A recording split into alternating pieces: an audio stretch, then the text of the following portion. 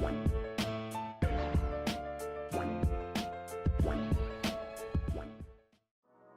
is up, everybody? Welcome back to Blerd Out. The break is over. One Piece chapter 1157 has dropped, so we go and talk about it. We're also going to talk about Takopi's Original Sin, a recent anime that I have watched. I'm sure by now you've heard of it. If you haven't, I'm going to encourage you to check it out with some obvious warnings and caveats. Also, if you didn't know, One Piece Day has recently concluded. It did a live stream, dropped a lot of new content that's upcoming for One Piece, whether it be the anime, whether it be the manga, even video games, side stories, a lot of good stuff coming out. If you check out the main channel, Tyrant King Kuma, I made a video on that, breaking down all the stuff we got to see. But as always, if you have not caught up with the latest chapters or episodes, please know that there will be spoilers ahead. Spoilers. Okay, so chapter 1157, The Legendary Bar. Now, I saw that and the first thing that came to mind was Ida's Tavern. As we get further into the chapter, I think it makes it more obvious that it's the ripoff bar, but I think it's interesting that we do see those two distinct bars in the same chapter. For the cover story, we're still in the pilgrimage. Yamato is still giving a prayer to the shrine that we saw last time that we don't exactly know who this is. We just know that they basically defended a village from Kaido, and I guess they got obliterated.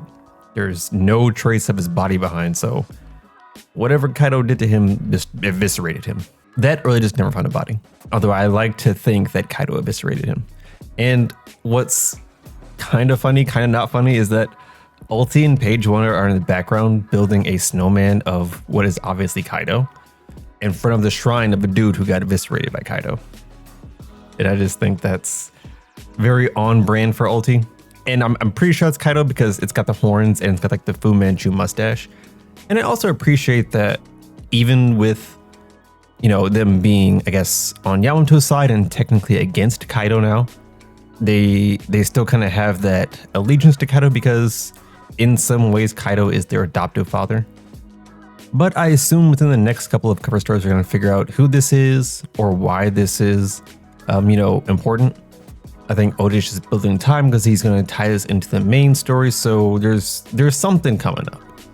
Also, if you take a look at the backgrounds, they look like Wano again. I was mentioning earlier that some of the area looked a lot like Whole Cake, which seemed unusual for Wano. And here you can see like the background, the trees, the landscape, it looks more like Wano. Just something to point out. Well, we start the chapter off in Foot Colony, which is an international philanthropy federation. Like that's where they have their headquarters. And we have the Rocks Pirates basically clearing out all their vaults. They're running all the money from this basically charity organization. And it seems like Ochako is leading the raid. Rocks is here, but he's not like in the main area. It seems like pretty much everyone but Rocks is inside doing the raid, and Rocks was like outside. He's here, he's just not part of this particular part of the raid. Which is interesting. It seems like Rocks would be a type of person to be doing his own thing while like everyone else is focused on the money and like the treasure, while Rocks is like, nah, I want something else. But the priests of this federation are like, you shouldn't take this money, it's for children, it's for the needy. And Big Mom makes a really interesting comment, which is that if it was for them, why is it being stored here and not being used to actually feed them? So it's like they're robbing them, and the money is supposedly intended for poor children in need. But I feel like Big Mom makes a really strong point in that they're hoarding it here and they're not giving it to anybody in need. And to make an even bigger point, there's no way that... So the connection between this is because they're requesting that the Navy come here. They're like, we need some assistance. When's the Navy going to be here? And, one of the other priests says like, oh, they'll be here soon. They're on their way. The Navy would not act on a non-affiliated nation of the world government, right? We've seen that before where if you don't pay tribute, if you're not under the government's wing, they don't deploy people to help you. So the fact that they have naval assistance means to some degree they are under the world government's wing. If they are under the world government's wing, they most likely do not give charity to those not under the world government's wing, because the world government wants everything to run through them. if you're giving money to non-affiliated countries, the world government wouldn't accept you and you wouldn't be getting this assistance. So I actually think Big Mom is right in saying that this federation is just a front. Basically, they're hoarding money for something that's not for like needy children. I think that's a really interesting thing to point out because, you know, you have these pirates here who are raiding this island, taking all their money and stuff, but they're consciously aware that they're not taking it from the poor. Like they know that this money is going to the world government or to like rich nobles. This money is not intended for anyone who actually needs it. So that's why they're taking it. And as they're running out with all the riches and stuff, you get a call from down below. And I don't think it's specified if it's like Whitebeard or Kaido or Silver Axe. Someone's calling up to Ochako saying, like, hey, we're still underground. You guys got to raise that lift up. And so Ochako's like, yeah, whatever. Shiki, lift it up. And Shiki's like, oh yeah, let me do this instead. And he throws a bomb down the lift. And like we see a glimpse of Kaido and Whitebeard looking up, watching a bomb fall towards them. And there's this huge explosion, get Shiki laughing.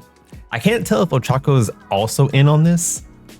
A text bubble that kind of points towards Shiki, because there's a text bubble that kind of points towards Ochako and it says suckers. And honestly, I wouldn't be surprised if they are both in on it. Yeah, they blow a hole in there and they keep running. The high priest is checking in to see when the Navy's coming here. He also says that they know everything about us, which is further confirmation that Big Mom was right and that this is just a shady operation.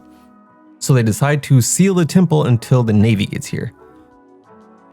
And there's like just a bunch of iron bars and like, it feels a lot more like this place is a bank for like nobles than it is a charity, because why would they have like these iron bars, this steadfast security for a place that's supposed to be giving things out?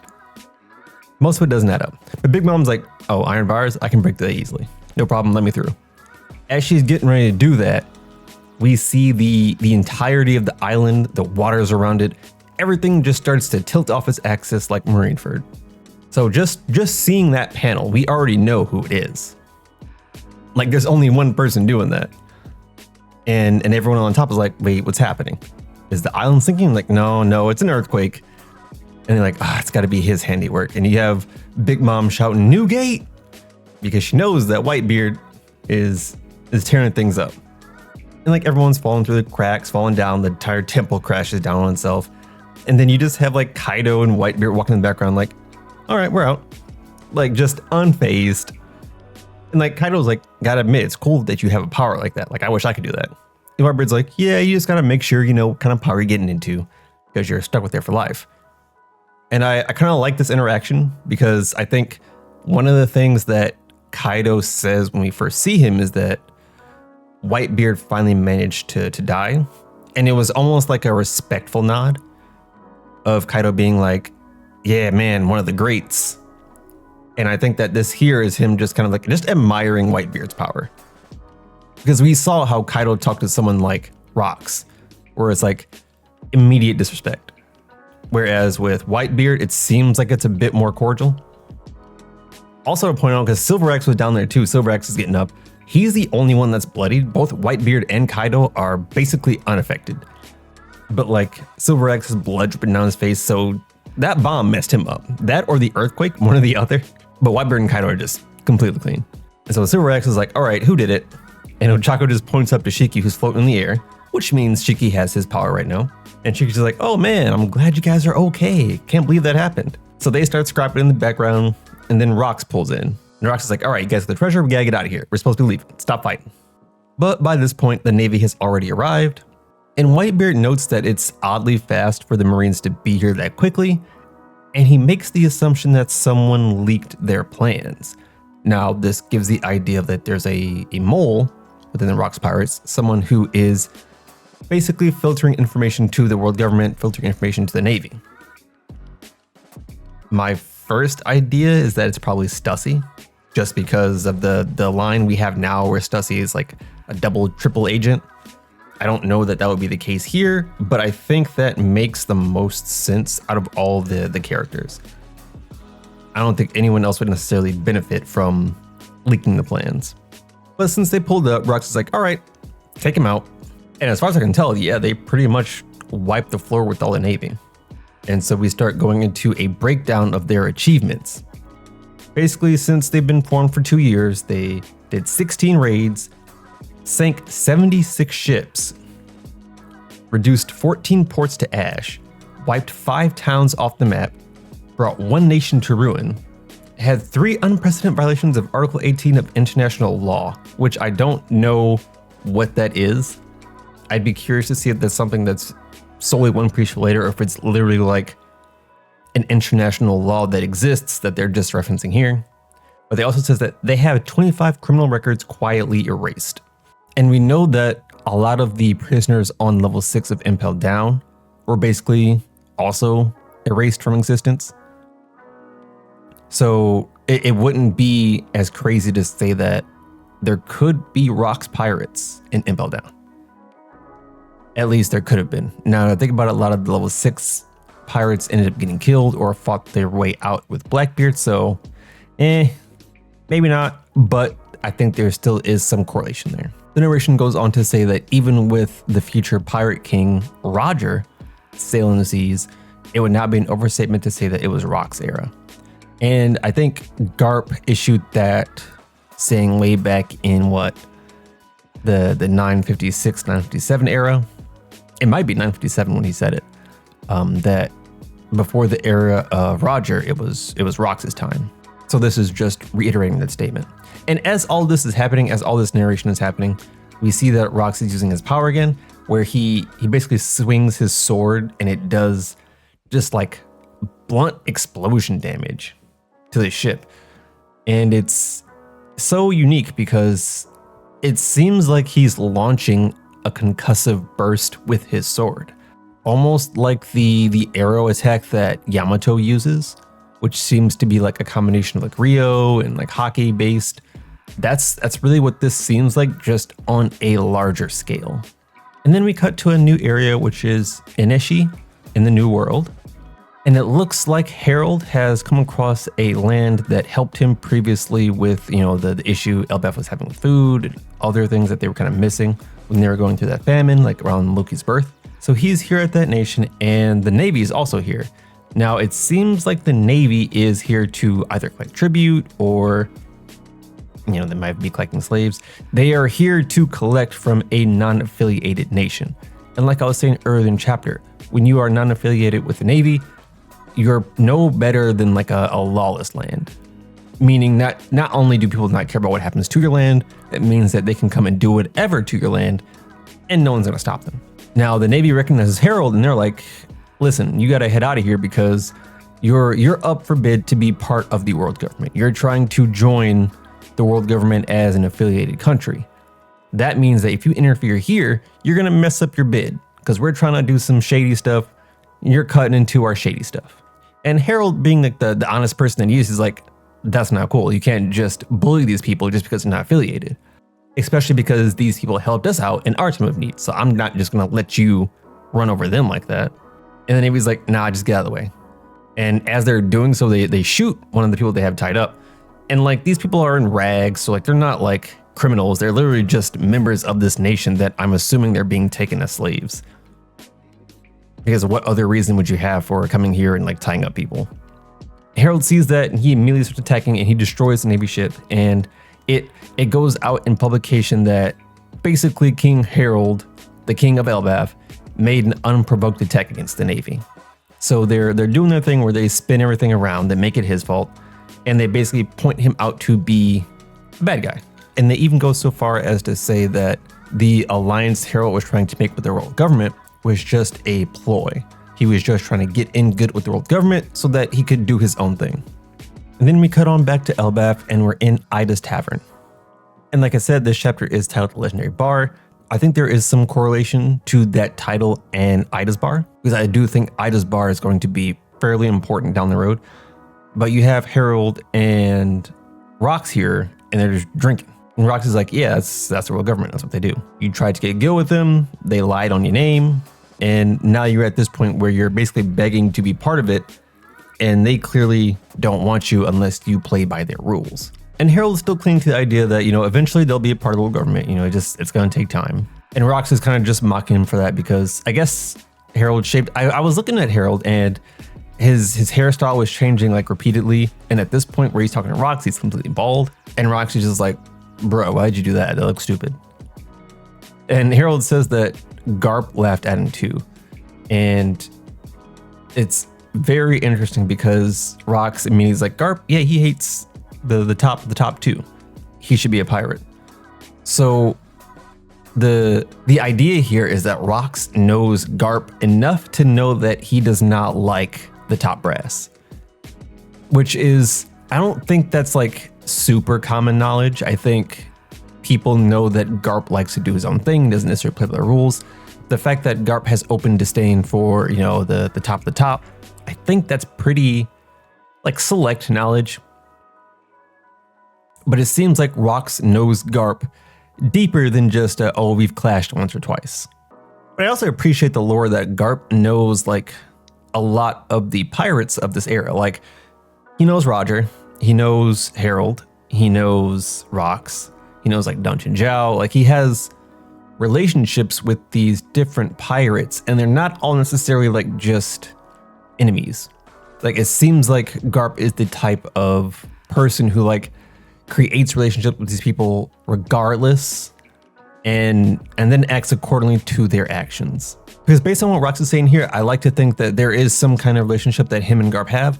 Now, I think that Garp would immediately fight Rox if Rox was doing something to endanger people, but I think Garp would also be willing to sit down and have a conversation with Rox, should Rox request it. That's the kind of the vibe I'm getting here. And as they're discussing like the makeup of the Marines, they're talking about how, yeah, it's a massive organization, so there's sure to be corruption, but there's also sure to be, you know, good-hearted people. And Harold even talks about how, you know, John Giant is part of the Marines now and how they're incorporating other giants into the Marines and how that strength could be used to basically really enhance their armies. And Rox is like, that's kind of a bad thing, isn't it? Like, that's kind of scary. And this is also to point out that Harold has no idea that, you know, giants are being essentially sold to the Marines. So like, they're not being inducted as like, oh yes, we can finally make friends with giants. They're being sold by Lady Caramel. And Rox is talking to Ida like, hey, can you talk some sense into him? And Ida, being the sweet person that she is, she's like, you gotta choose your friends wisely. I think that Ida does like Rox on a standard level. I don't know that she would be happy with the fact that Rox sent a flying hockey attack into Loki's gut. I think she would be pretty mad about that. But I think she does see some good in Rox, or at least something that's not the world government. Speaking of world government, we jump over to Navy HQ and we're in a discussion between the three Sanin of the world government, which is Garp, Sengoku, and Suru. And they're all talking to Kong. And at this point, Garp, Sengoku, and Suru are all vice admirals. Kong is the admiral. We don't know who the fleet admirals at this point. They're not really given. But they're talking about Harold, right? And giants in general. They're basically saying that the world government does not want to be affiliated with giants. So whatever Harold is trying to do, the world governments are like, no, we don't want that. Because they're talking about, oh, you know, they're unpredictable. Their strength is unpredictable. We don't know what's going to happen with them. They could be a huge liability. Despite Harold being an honest man, despite them trying to basically negotiate like peace and become members of the world government, the Navy just doesn't want to have it. The world government just doesn't want to have it. And Garp's like, man, so they'll use them for their power in the Marines, but that's it. They won't actually like lend them an ear, lend them aid, or lend them refuge under their flag. And Suru even mentions that if Rox gets a hold of the giants, if Rox gets a hold of Elbaf, they really won't be able to stand against him. And Kong's like, yeah, I get what you're saying, but they already made their decision. Not much we can do at this point. And I think that's a pretty basic thing that the world government does a lot, where they make decisions that they seem to benefit like the top, and that's about it. They don't care about the little people. They don't care about even the people below them in the Marines. They're just like, yeah, we don't like the idea, so we're not going to do it. Despite, you know, Garp really wants to make this happen.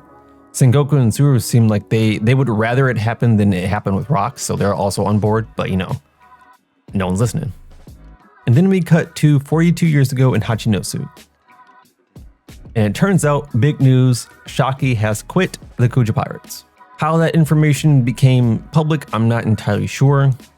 That seems like, as far as like pirates go, the fact that someone quit doesn't seem like it'd be news, but I guess because Shaki is very like sought after, that's why it made news. Otherwise, like how would people even know that, let alone report on it? Like you would have to have someone in the Isle of Women reporting that information out. Otherwise, it doesn't get out there because you're not sending anybody there. You're not sending like marine affiliated ships to the Isle of Women. They're getting sunk. And even if you do send them there, they're not going to get like the information there. They're just going to get attacked. So how this information gets out, I'm not entirely sure, but it got out. And like everyone's devastated because they're like, we're never going to see her again. We're never going to run into her out on the seas because she's not being a pirate anymore. And Gloriosa's reading this like, I wonder what you're doing. Big Mom makes the comparison to what Gloriosa did, in which that Gloriosa left because she fell in love. And he's like, is Shaki doing that too? And Gloriosa kind of sniffs back at her, talking about Big Mom don't know nothing about love because all she does is pop out kids like popcorn. And in this panel of her saying that, you actually see Katakuri, Daifuku, and Oven just hanging out about. And they have some terrifying faces. Like the one thing I didn't mention earlier is that the art for this chapter is not complete. I think it was because Oda had a lot on his plate and he wasn't able to completely finish. It's not as bad as say like the Kuma Jinny chapter, but it's noticeable that some areas aren't like fully completed. And I don't know if this is like one of those panels, but you can very clearly see that, one's Katakuri, one is Oven, and this ugly bald creature in the corner is Daifuku. But like they almost look like dolls. At least Katakuri does, because he's got X's for eyes. You can see like a scarred mouth. It's really terrifying, to be honest. Like these kids look terrifying. And Gloriosa is talking about, I can't imagine her being lovesick. I'd never forgive her if she went to Roger. I think we know at this point that Roger is not who she's after, so Gloriosa doesn't have anything to worry about there. And we get some comments from Stussy talking about, it's always Shaki this and Shaki that. No one ever talks about me. And then she looks over at Whitebeard talking about, but you like me, right? Whitebeard's like, nah, not really. Which obviously she's upset about, and he's just like, he's not having it. He's like, I don't like you, get off me. And as they're having this interaction, we actually get the pull up from the Kuja Pirates. Turns out, Shaki quit and headed over to Hachinosu. And she actually had to ride from Tritoma, who ends up becoming the new Empress. So this is probably like the transfer of command right here, where Shaki's like, all right, you dropped me off. You're the new Empress now. It's all up to you. And she strolls up to Hachinosu, basically is like, all right, I'm here. This is my new house. And everyone is like fanning over her, obviously, because she's like a boundless prize. Even the narration is glazing her up.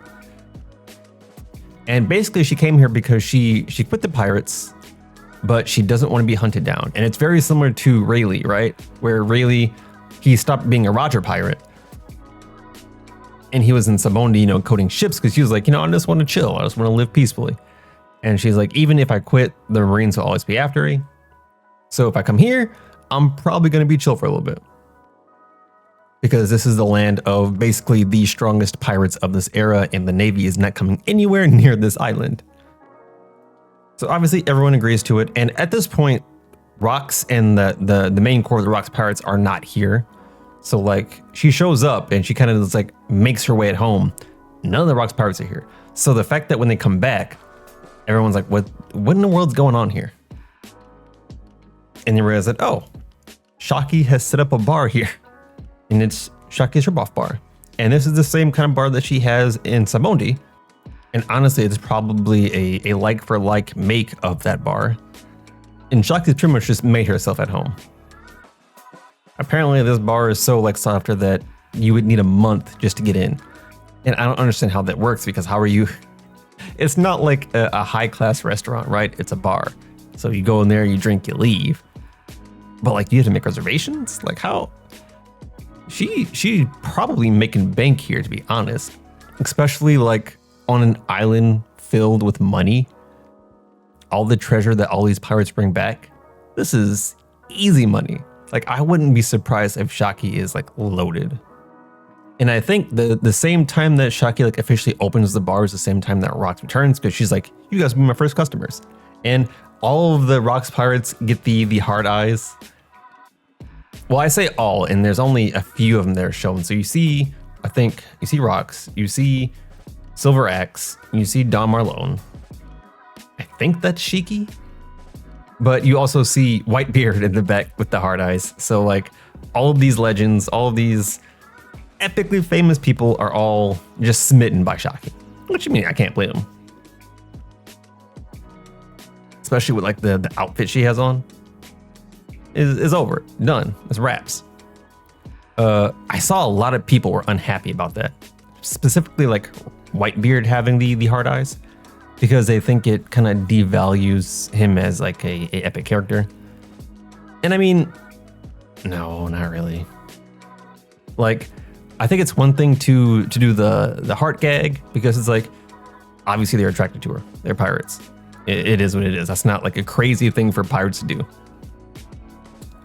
It's not the same as being like Sanji.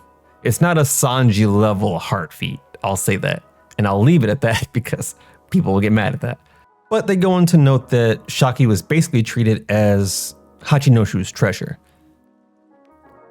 And then it says that unfortunately a treasure is always an inevitable target of theft. So that means that at some point in time, Shaki will be the target of someone else. And my immediate two thoughts are going to be either Roger or the world government.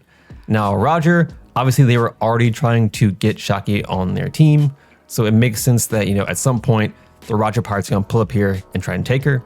I don't think that would work with the timelines, because I don't think Shaki was ever mentioned of having been a Roger pirate, nor would it make sense necessarily for her to be with Rayleigh throughout the entire time. I don't think that lines up. I feel like it kind of makes more sense if the world government takes Shaki and then she ends up at God Valley, which could point to why, or at least one of the reasons why, or the Rox end up at God Valley. I could see that happening, because this is, I think, 2 years before God Valley happens, right? 2 years, or no, I think this is 2 years, because God Valley happened, what, 40, oh no, maybe it was 42 years ago. So this could be the same year that the God Valley incident happens. I would have to double check the timeline. It should be around this area. So I could see that being the case of what happens. And then the chapter ends with a shot of the Gorosei. And they basically say that, okay, if Harold wants to be a part of the world government, he's got to go kill Rox. That is going to be the stipulation we give to him. Obviously, that's not going to happen. Harold is not going to kill Rox. Harold doesn't want to kill anybody. Harold wants a peaceful introduction into the world government. He's not going to go off just killing people, especially someone like Rox, where I wouldn't say that they're friends, but he clearly has some kind of rapport and relationship with them that he's not just going to kill him. And even so, I don't know that he could kill him. So this is obviously not going to work out. I'm just curious to see how Harold responds to that request. But that is the end of the chapter, and I do believe we want to break next week. I think this is a Oda break. I believe last time it was a Shonen Jump break. This time it's an Oda break, and obviously since, you know, the chapter wasn't even finished, Oda needs his break because he's been working on a lot of stuff. But good chapter. There's a lot of focus on Shaki, and I think this is what, been 2-3 chapters of just really Shaki focused content. So with that, and with the statement from the narrator that, you know, the ultimately being stolen type beat, I think there's going to be deeper interaction with Shaki in the future. So I'm excited to see that. We will see what happens, you know, when the break comes back here. I think this was a solid chapter. I think people are overreacting to the hard eyes. It's not that big a deal. And I can't wait to see how the whole Shaki Rayleigh thing kind of like blooms. That's what I'm really curious about, because I know it's going to happen here somewhere. I just want to see when it happens. And before we get out of here, let's talk about Takopi Original Sin. Now, if you haven't heard about it, if you haven't seen it, this is an anime that spans over 6 episodes and is essentially about an alien who has come to Earth to make people happy. Now, with that being the description, it is actually a pretty dark show, so much so that it has a content warning at the beginning of each episode.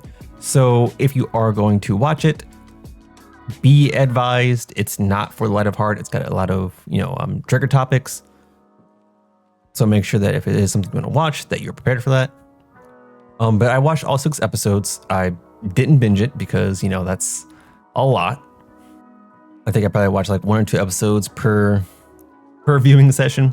And it got better as the episodes went on. I think as far as like watching them consecutively, I think the first 2 or 3 are really rough to watch back to back to back.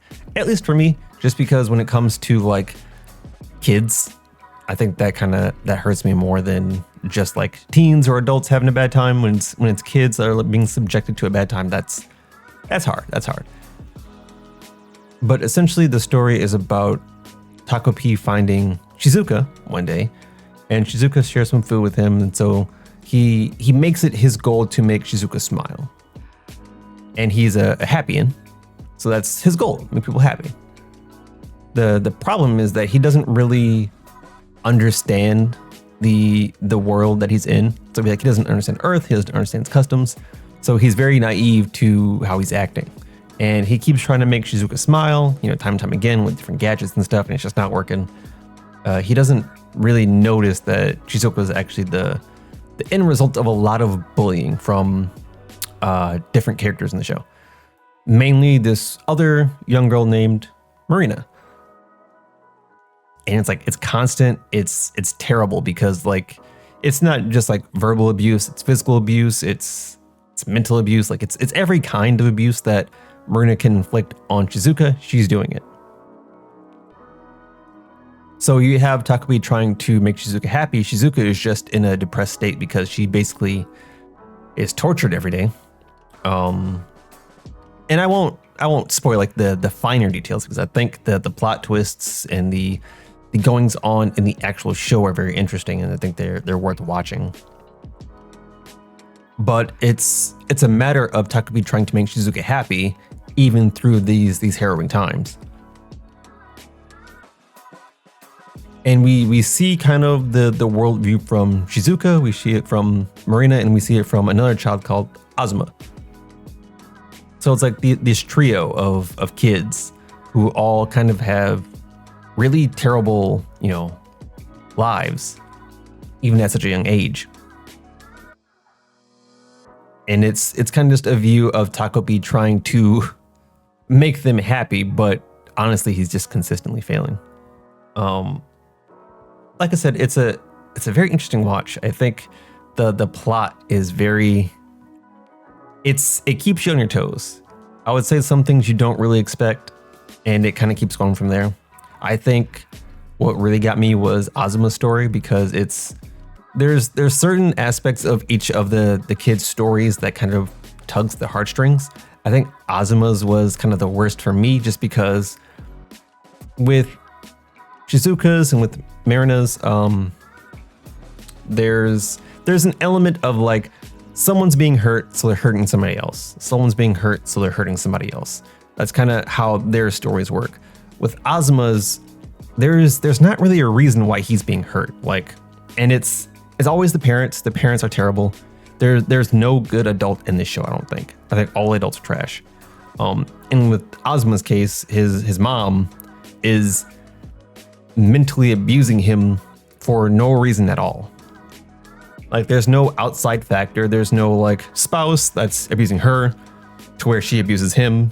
There's no perceived hardship of the family. It's literally just this mom abusing this child. And as far as like the other characters where like hurt people, Azuma's not taking it out on anyone else. So it's like his mom is hurting him, and he's kind of just storing that pain himself. And so I find his story, out of all three of them, the most kind of like heart-wrenching, just because it seems like it's so condensed and it's happening for like no reason at all. And it has a surprising ending as well. Not the ending I was expecting. It's overall, like I said, if you're okay with that kind of story with those kinds of elements in it, like I said, it's a lot of dark elements, I would say watch it. It's a pretty good watch. It's only 6 episodes, so it's not like it's a huge commitment. I think it's worth it. I think it's interesting and intriguing. And like I'm pretty glad that I kind of paused some seasonals just to watch it, because I saw it on the timeline and I didn't really see what it was about. I just kind of like saw people talking about how like it was deceptively like dark and sad. I was like, I'll check it out. But yeah, worth a watch. If you happen to catch it, and or if you have comments on the latest chapters or any of the latest One Piece stuff, don't forget to leave a comment below. As always, don't forget to like, comment, subscribe, and I will catch you in the next one. Peace.